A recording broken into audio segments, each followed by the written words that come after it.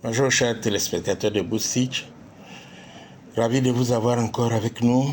Merci pour votre fidélité, merci pour vos diverses réactions et les divers compliments que vous nous faites à propos de ces vidéos. Nous continuons avec le thème sur la prostitution, ennemie de l'autonomie financière. La dernière fois, nous avons défini la prostitution et parlé de la courtisane. Aujourd'hui, nous allons parler de la cocotte. Et puis, nous allons essayer, si nous avons le temps, d'égrener les autres, puis de donner quelques exemples de ce que vivent donc les personnes qui sont dans la prostitution. Des fois, qui ne se croient pas, qui ne se considèrent pas comme prostituées, mais qui malheureusement sont des prostituées. Ok? Donc, la cocotte, c'est une prostituée qui est de classe moins élevée que la courtisane, ok, dans l'échelle sociale. Ok, la cocotte, elle mise beaucoup sur ses charmes, sur son charme pour conserver le ou les amants qui la font vivre.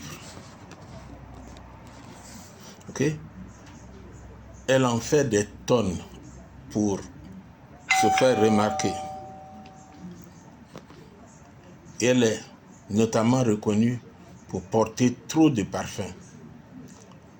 C'est de là que vient le terme sentir la cocotte ou cocoter, qui n'est bien entendu pas un compliment. Quand on vous dit que vous sentez la cocotte ou bien que vous cocotez, c'est pas vraiment un compliment. Alors, certaines personnes appellent leur maîtresse ou leur copine ma cocotte. Mais sachez que la cocotte, c'est une prostituée d'une certaine classe aisée, mais qui est moins aisée que la courtisane. Bien, il y a ensuite les filles à numéro. Là, ce sont des prostituées qui sont identifiées par l'administration, notamment en France, en Europe. Elles sont identifiées par des numéros, donc elles ont un numéro d'identité, un numéro d'immatriculation. Ok? On les appelle les filles à numéro car elles sont identifiées selon le numéro du bordel où elles se trouvent, dans lequel elles exercent. Pour celles-là, pour ces filles-là, la prostitution est un métier à temps plein. Elles ne font que ça et sont exploitées jusqu'au bout par leur patronne ou patron, c'est-à-dire les proxénètes. Ensuite, vous avez les filles de bordel. Les filles de bordel, ok, elles sont en général entre 20 et 25 ans. Et elle est entrée dans une maison close parce qu'elle a un besoin criant d'argent.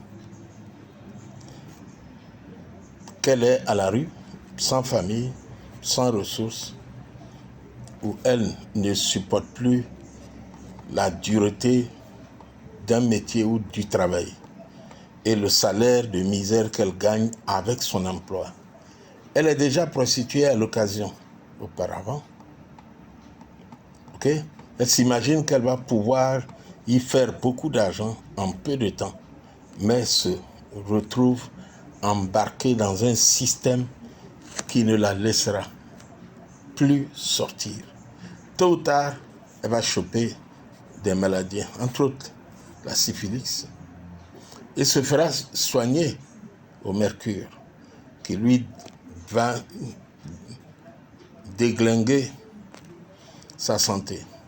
Et comme elle ne sera plus belle et fraîche qu'avant, sa maison ne voudra plus, c'est-à-dire le bordel ne voudra plus la reprendre. Ainsi commence donc sa dégringolade. Ok? Donc là encore, nous remarquons, comme chez la courtisane, que la beauté, le charme de la femme qui se livre à la prostitution est capital. Ok? Et quand cette beauté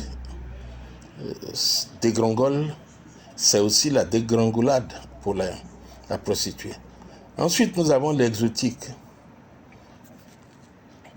Question de business. Donc, un bordel se doit de proposer un assortiment de filles très variées physiquement afin de satisfaire tous les goûts de tous ces messieurs qui cherchent une prostituée. Vous allez y trouver une négresse, vous allez y trouver une femme noire, vous allez y trouver une juive, vous allez y trouver une italienne, une espagnole, une asiatique, ok, etc. Voilà, ok. Et ces dernières,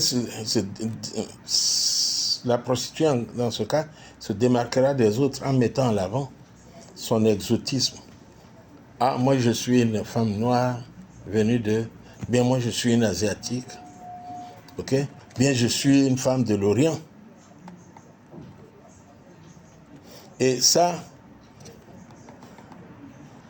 c'est certains hommes, c'est ce qu'ils recherchent.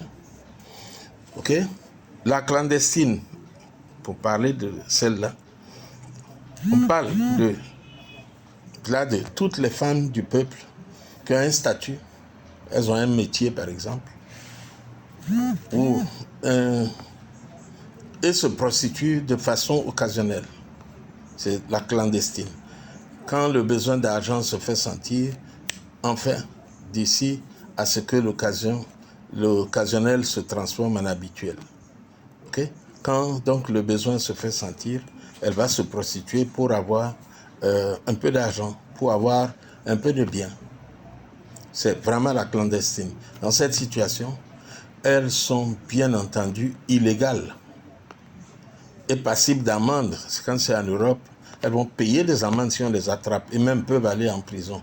Donc voilà des dames qui sont fonctionnaires ou qui sont travailleuses, okay, qui vivent au-dessus de leurs moyens, qui veulent avoir ce que leurs moyens ne leur permettent pas. Et puis bon, elles vont se livrer à la prostitution occasionnelle. Okay? Mais elles le font en cachette pour éviter que l'on... Quelquefois même, ce sont des femmes mariées. Okay? Vous avez les filles de chant, vous avez aussi les danseuses, vous avez aussi les chanteuses de cabaret. Mais toutes ces filles, c'est un peu celles que vous retrouvez dans les maquis, dans les bars, dans certains quartiers des grandes villes. Ok? Et elles sont des prostituées. Elles sont des prostituées. Et c'est pour ça que elles s'attendent à toujours avoir un revenu, ok? Un revenu à partir de ça. Mais elles finissent par devenir leur métier. Et le gain qu'elles font ne leur permet jamais d'être autonomes financièrement. Et donc elles sont obligées de se prostituer, de se prostituer, de se prostituer. Okay? Et finissent par attraper des maladies ou autre chose. Okay? Donc, il est conseillé de veiller à ce que nos enfants, qui des fois remarquent que leur maman est une prostituée, ne disent rien. Et un jour vont aussi devenir des prostituées. C'est pas ce que les parents veulent. Okay? Une femme qui est toujours sortie à certaines heures et puis qui rentre à une certaine heure, elle ne peut pas dire à sa fille qu'elle va travailler ou le genre de travail qu'elle va faire. Et donc, nous voulons vraiment conseiller aux uns ou aux autres de veiller à l'éducation de leurs filles. Nous terminerons sur sur la prostitution la semaine prochaine, en parlant aussi de la prostitution chez les jeunes gens. Parce qu'aujourd'hui, beaucoup de jeunes gens se livrent à la prostitution. Si vous avez aimé cette vidéo, je vous invite vraiment à vous abonner à Boosty TV, Notre objectif, c'est de vous amener à voir autrement, à percevoir autrement, ok, et à agir autrement. Aidez vos enfants à ne pas se livrer à la prostitution. Et si vous-même qui suivez la vidéo, vous êtes déjà dans la prostitution, mettez-vous bien dans la tête que vous n'atteindrez pas l'autonomie financière. Parce qu'à un moment donné, même ce que vous avez gagné, vous risquez de le dépenser dans les soins, etc. etc. Okay? Donc, abonnez-vous à Boosty TV, invitez vos amis à s'abonner et nous serons heureux de vous avoir sur Boosty TV la semaine prochaine. Et s'il vous plaît, partagez la vidéo, partagez-la au maximum. À bientôt. Bye bye.